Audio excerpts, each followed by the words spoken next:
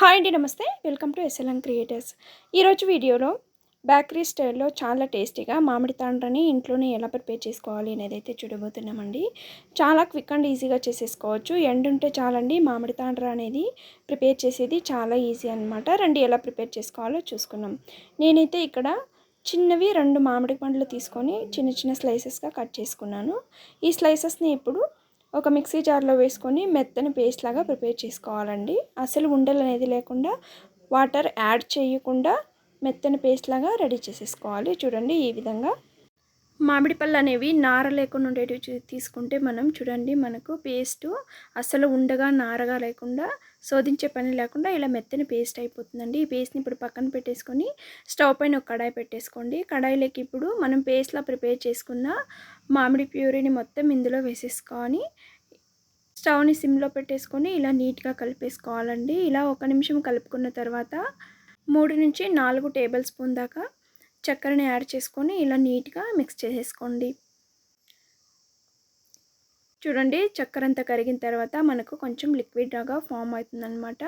ఆ తర్వాత స్టవ్ని సిమ్లో పెట్టుకొని ఇలా బాగా ఉడికించుకున్నామంటే ప్యూరీ మొత్తం ఇలా దగ్గర పడి లైక్ సిల్కీ స్ట్రక్చర్లో మనకు వస్తుందన్నమాట. ఇప్పుడు హాఫ్ నిమ్మ చెక్కని పిండేసుకొని నీట్గా మిక్స్ చేసుకోండి. నిమ్మరసం యాడ్ చేసుకుంటే ఏంటంటే మామిడి తాండ్ర అనేది జల్లీలాగా టేస్ట్ అనేది చాలా బాగుంటుందండి. నిమ్మరసం యాడ్ చేసుకున్న తర్వాత ఇష్టమయ్యేటట్లుంటే యాలకుల పౌడర్ కొంచెం వేసుకోండి. ఇష్టం కానట్లయితే స్కిప్ చేసేయండి. ఆ తర్వాత నిమ్మరసం అలాగే యాలకుల పౌడర్ బాగా మిక్స్ అయ్యేలాగా ఇలా మామిడి ప్యూరీలోకి ఇలా కలిపేసుకోండి.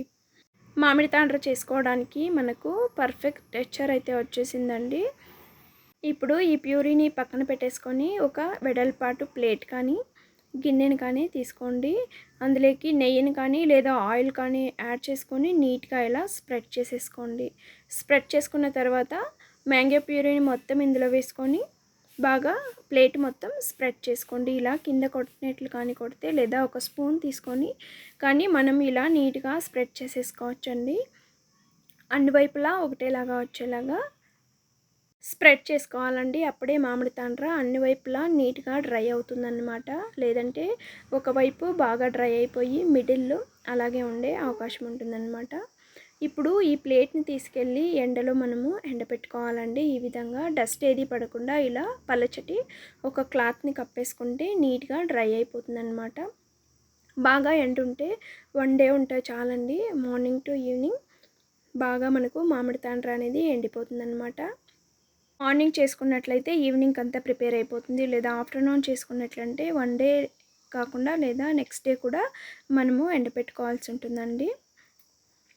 చూడండి ఎంత చక్కగా మామిడి తాండ్ర నీట్గా రెడీ అయిపోయిందో. డీమోల్డ్ చేసుకోవడం కూడా ఈజీనండి. ఇప్పుడు మనము ఇలా మామిడి తాండ్రని మనకు ఇష్టం వచ్చిన షేప్లో కట్ చేసేసుకోవచ్చు అన్నమాట. చాలా ఈజీనండి. ఒక ఏడాది వరకు మనము ఎక్కువ క్వాంటిటీలో చేసుకున్నామంటే మ్యాంగో టేస్ట్ అనేది చేసేయచ్చు అన్నమాట. వీలైతే ఈ రెసిపీని ఈ మ్యాంగో సీజన్లో మీరు కూడా ట్రై చేయండి. అలాగే మీకు ఎలా కుదిరిందో కమెంట్ సెక్షన్లో మీ ఒపీనియన్ని షేర్ చేసుకోండి. అలాగే ఈ వీడియో నచ్చినట్లయితే ప్లీజ్ ఒక లైక్ ఇవ్వడం మాత్రం మర్చిపోకండి. ఇలాంటి క్విక్ అండ్ ఈజీ టేస్టీ అయిన రెసిపీస్ అలాగే టిప్స్ కోసం మన ఛానల్ని సబ్స్క్రైబ్ చేసుకొని సపోర్ట్ చేయండి. ఛానల్ని సబ్స్క్రైబ్ చేసుకున్న తక్షణమే పక్కనే ఉన్న బెల్ ఐకాన్ని క్లిక్ చేయడం మాత్రం మర్చిపోకండి. ఏ వీడియో పెట్టినా నోటిఫికేషన్లో మీకు వెంటనే వచ్చేస్తుందండి. అలాగే ఈ రెసిపీని మీ ఫ్రెండ్స్ అండ్ ఫ్యామిలీ మెంబర్స్తో షేర్ చేసుకొని ఎంజాయ్ చేయండి. Thank you for watching and have a great day.